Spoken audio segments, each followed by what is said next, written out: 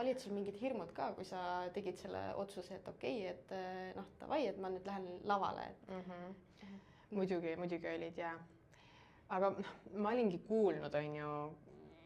kõik need jutud, mis ma olin lihtsalt kuulnud, et umbes, et see dieet ja noh, ma arvan, see dieet lihtsalt tunduski kõige nagu hirmutavam.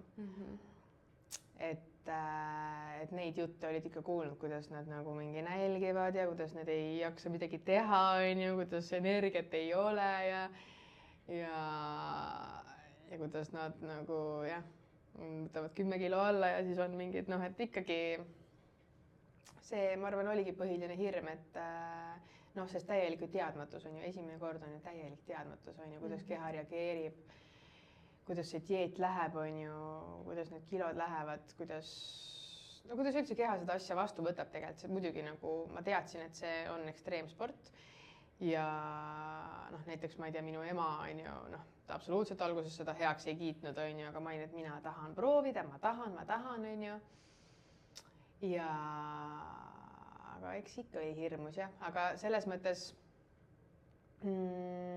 meil on hea treener.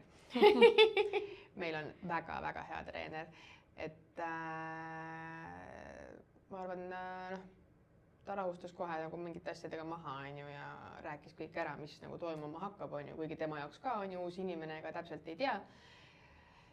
kuidas nagu keha reageerib, aga